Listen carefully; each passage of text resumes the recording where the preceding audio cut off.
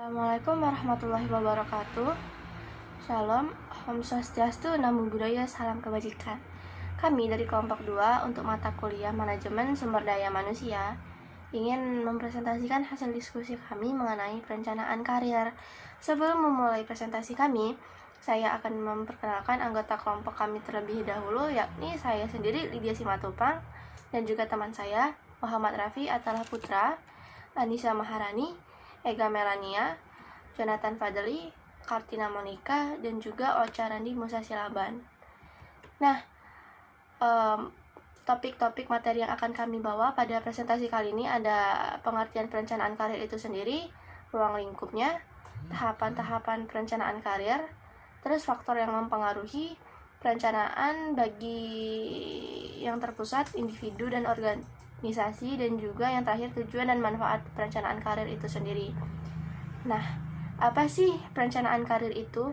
Jadi, perencanaan karir adalah sebuah proses di mana setiap individunya bisa mengidentifikasi serta mengambil langkah-langkah untuk menggapai tujuan karirnya.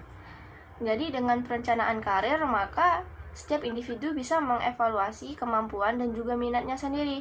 Selain itu, bisa untuk mempertimbangkan kesempatan karir alternatif bagi dirinya dan juga merencanakan aktivitas-aktivitas pengembangan yang praktis dan juga menyusun tujuan karirnya.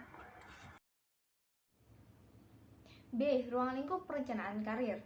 Ruang lingkup perencanaan karir terdiri menjadi A. Perencanaan jenjang jabatan atau pangkat karyawan, dan B. Perencanaan tujuan organisasi. A. Perencanaan jenjang jabatan atau pangkat karyawan. Seperti yang kita ketahui, jabatan adalah kedudukan yang menunjukkan tugas, tanggung jawab, wewenang, dan hak seorang karyawan dalam suatu rangkaian susunan organisasi. Dalam hal ini, baik jabatan struktural maupun jabatan fungsional seperti peneliti, dokter, penasehat yang memiliki jenjang karir masing-masing. Pangkat adalah kedudukan yang menunjukkan tingkat seorang karyawan atau pegawai dalam rangkaian susunan kepegawaian dan yang digunakan sebagai dasar pengajian. Semakin tinggi pangkat, semakin terbatas pula jumlah personel yang menduduki kepangkatan tersebut. Dengan demikian, terdapat piramidal kepangkatan yang serasi sesuai dengan prinsip rentan kendali atau span of control dalam suatu organisasi atau perusahaan. Suatu perencanaan jenjang jabatan atau pangkat perlu memperhatikan faktor-faktor yaitu sifat tugas, beban tugas, dan tanggung jawab. Hal ini berarti semakin tinggi jabatan atau pangkat seseorang dalam suatu organisasi, semakin kompleks sifat tugasnya dan berat pula tanggung jawab yang dipikunya. Tujuan kenaikan untuk mengembangkan kebijakan dan metode kerja lebih lanjut yang akan membawa organisasi bersangkutan lebih maju lagi. Dalam hal ini perlu diperhatikan tingkat kepangkatan dasar pendidikan, dasar kemampuan, dan dasar keahlian. Kemudian B. Perencanaan tujuan organisasi. Suatu organisasi atau perusahaan mutlak harus mempunyai tujuan yang jelas.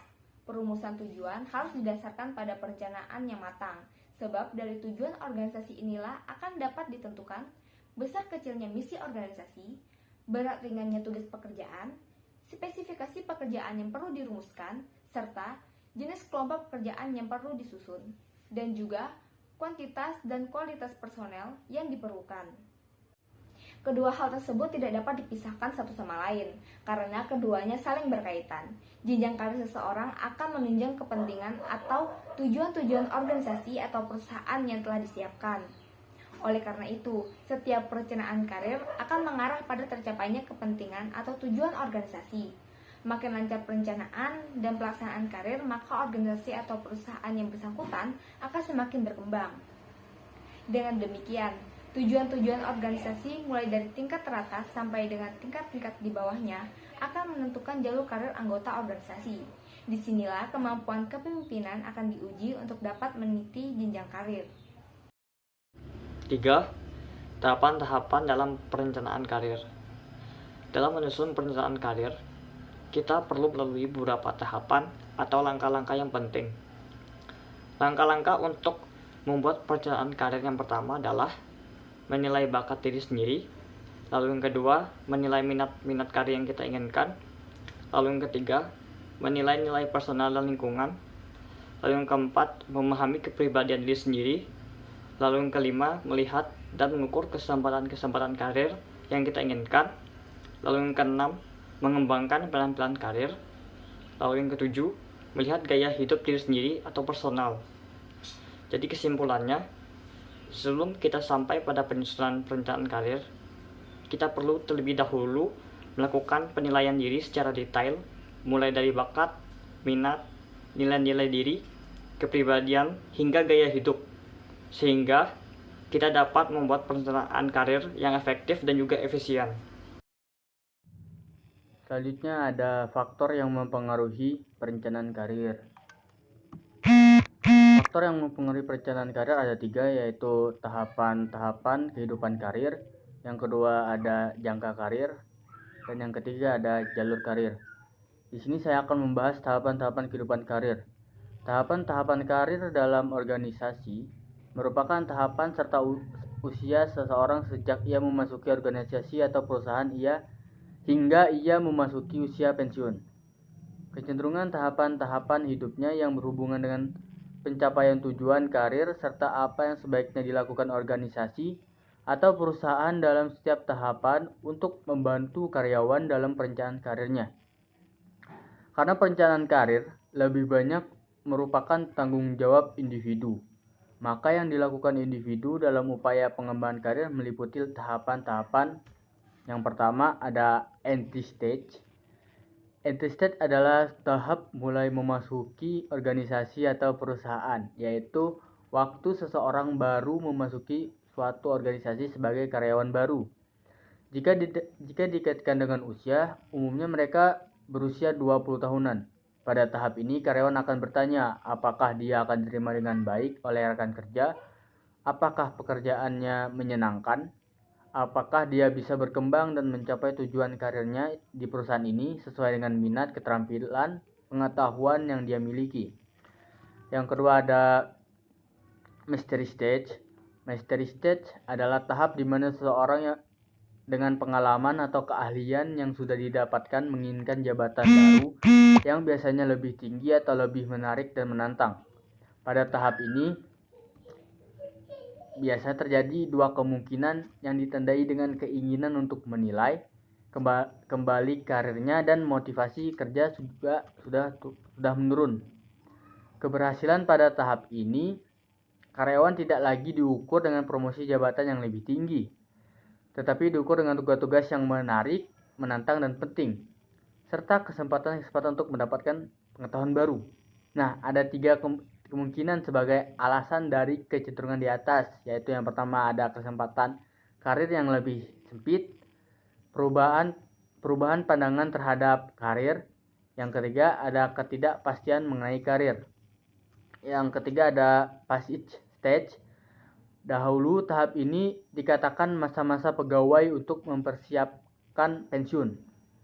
Namun masa sekarang akibat faktor-faktor terjadinya lebih banyak oleh pemutusan hubungan kerja, baik sebagai akibat dari situasi ekonomi maupun karena pemecatan.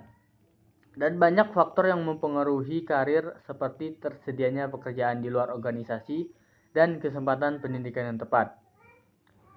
Untuk jangka karir dan jalur karir akan dibahas dengan teman saya. Jangkar karir. Jangkar karir menurut Garcein merupakan poros yang di sekeliling karir seseorang berputar sebagai akibat dari pengetahuan yang dimiliki, nilai, sikap, dan motifnya. Jangkar karir seseorang merupakan sesuatu yang bersifat evolutif, melalui proses penemuan jati diri sampai dengan keputusan untuk memilih satu pilihan karir yang sesuai dengan keinginannya. Dikemukakan oleh Edgar Schein bahwa ada 5 jangkar karir yang dapat dipilih seseorang yang berkaitan dengan suatu organisasi bisnis, yaitu pertama, jangkar karir fungsional atau teknik, merupakan kecenderungan untuk menghindari keputusan-keputusan yang mendorong mereka pada manajemen umum, dan sebagai gantinya, mereka memiliki kedudukan yang memampukan mereka untuk berkembang dalam bidang teknik atau fungsional.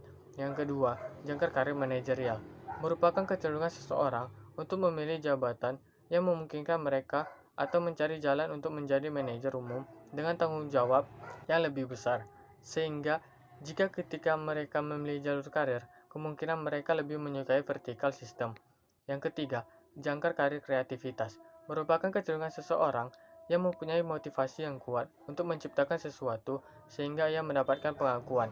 Yang keempat, jangkar karir otonomi dan kemandirian merupakan kecenderungan seseorang yang tidak mau bergantung pada orang lain. Yang kelima, jangkar karir keamanan merupakan kecenderungan untuk memilih karir yang mempunyai stabilitas jangka panjang serta keamanan jabatan. Ketiga, jalur karir. Urutan jabatan-jabatan yang dapat dan diduduki untuk mencapai tujuan karir seseorang. Terdapat beberapa sistem jalur karir, yaitu vertical system. Jalur karir yang bisa dalam satu fungsi melalui hierarki. Misalnya, seseorang ketika memasuki organisasi, mulai sebagai karyawan biasa dalam satu bidang tertentu seperti bagian pemasaran. Kelebihan dari sistem ini yaitu, karyawan mempunyai langkah-langkah promosi yang jelas. Jika organisasi berkembang, karyawan mempunyai kesempatan promosi. Pimpinan atau manajer memahami tugas-tugas bawahan karena sebelumnya atasan tersebut telah menduduki jabatan tersebut yang dapat bermanfaat buat mereka dan dapat membina bawahan dengan baik. Sementara kelemahan dari sistem ini yaitu, jika organisasi tidak berkembang, maka kesempatan promosi menjadi terbatas. Ada persaingan antara karyawan dalam perebutan posisi yang sangat terbatas. Yang kedua, sistem trunk and branch system. Sistem ini mengibaratkan saat memanjat pohon. Seseorang harus melalui dahan-dahan yang kadang-kadang tidak langsung naik. Kelebihan sistem ini adalah, karyawan dapat menyesuaikan keinginan mereka pada kesempatan yang lebih banyak dan karyawan mendapat pengalaman yang lebih banyak. Sedangkan kelemahan sistem ini adalah, karyawan mempunyai jalur karir yang lebih banyak yang dapat mengakibatkan ketidakpastian dan kebingungan. Yang ketiga, planet job rotation system. Hampir sama dengan trunk and branch system. Bedanya adalah, organisasi melakukan perencanaan yang teliti tentang pengalihan seseorang dari suatu jabatan sebelum menduduki jabatan tersebut.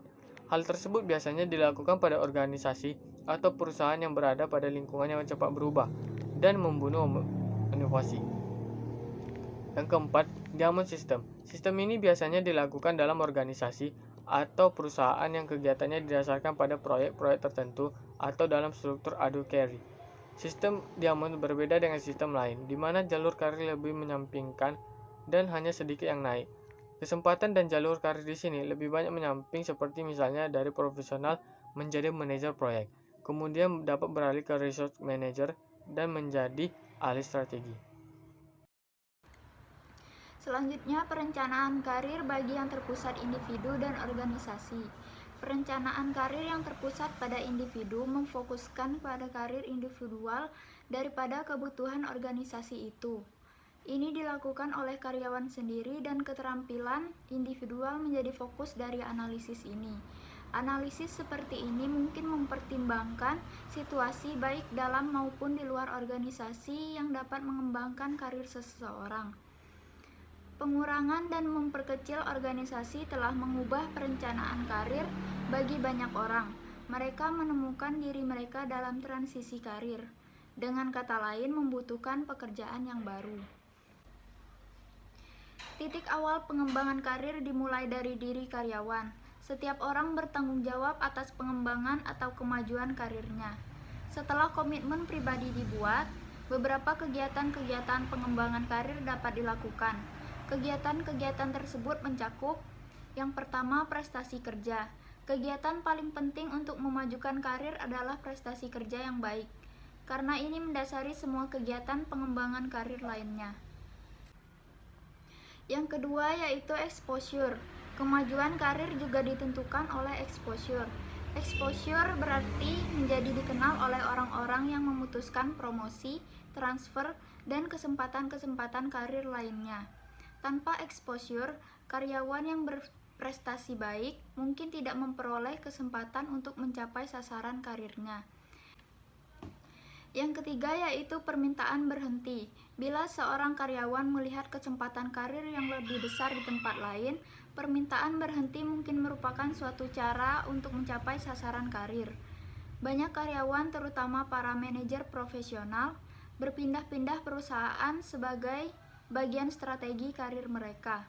Bila hal itu dilakukan secara efektif, mereka biasanya mendapatkan promosi, kenaikan gaji, dan pengalaman baru. Yang keempat, kesetiaan organisasional. Dalam banyak organisasi, Orang-orang meletakkan kemajuan karir tergantung pada kesetiaan organisasional. Kesetiaan organisasional rendah pada umumnya dijumpai pada diri sarjana baru dan para profesional. Dedikasi yang panjang terhadap perusahaan yang sama akan menurunkan tingkat turnover karyawan. Selanjutnya, mentor dan sponsor. Seorang mentor adalah yang menawarkan bimbingan karir informal. Karyawan atau mentor dalam banyak perusahaan menyadari bahwa hubungan di antara mereka ada dan berguna bagi pengembangan karir. Seorang sponsor adalah orang dalam organisasi yang menciptakan kesepakatan pengembang karir bagi orang-orang lain. Dan yang terakhir ada kesempatan-kesempatan untuk tumbuh.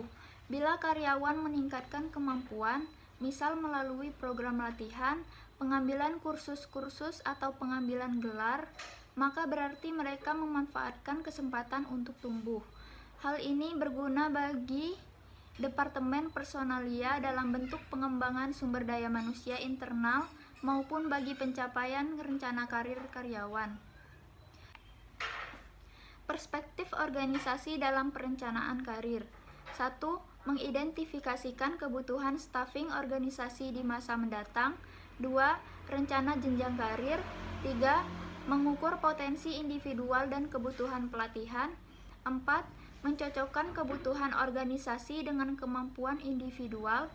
Dan yang terakhir, mengaudit dan mengembangkan sistem karir dan organisasi. Tujuan dan manfaat perencanaan karir. 1. Meningkatkan kesadaran diri, self-awareness, dan pemahaman diri, self-understanding. Memahami secara sadar memungkinkan individu untuk berpikir secara realistis terhadap dirinya untuk menerapkan perencanaan karir secara tepat. Inti dari poin ini yaitu individu memiliki landasan dalam memahami diri dan menerima orang lain. 2. Mencapai kepuasan pribadi, personal satisfaction. Kepuasan pribadi diartikan dalam kepuasan fisik maupun psikis. Faktor-faktor yang berkontribusi untuk kepuasan individu adalah kondisi kerja, tantangan, dan hubungan interpersonal. 3. Mempersiapkan diri pada penempatan yang memadai, educate placement dalam berkarir. Setiap individu yang ingin bekerja perlu merencanakan dirinya secara khusus. Hal itu dapat dilakukan dengan menganalisis peta kemampuan diri kemudian mencocokkannya dengan persyaratan pekerjaan. Pendekatan seperti ini akan membantu individu menemukan karir dan individu akan cukup siap menerima karir tersebut. 4. Mengefisienkan waktu dan usaha yang dilakukan dalam berkarir. Tujuan lain perencanaan karir adalah untuk memungkinkan individu secara sistematis memilih karir. Individu dapat menggunakan waktu secara efisien untuk mempelajari diri sendiri dalam kaitannya dengan berbagai pilihan karir. Manfaat perencanaan karir. Perencanaan karir yang disusun dengan baik dan benar akan dapat memberikan banyak manfaat. 1. Pengetahuan dan pemahaman tentang diri sendiri akan lebih meningkat. 2. Mengetahui berbagai macam dunia karir. 3. Cakap untuk membuat keputusan secara efektif. 4. Memperoleh informasi yang terarah mengenai karir yang tersedia. 5. Cakap memanfaatkan kesempatan karir yang sesuai dengan kemampuannya. Sekian penjelasan dan presentasi tentang perencanaan karir dari kelompok 2. Semoga bermanfaat. Terima kasih.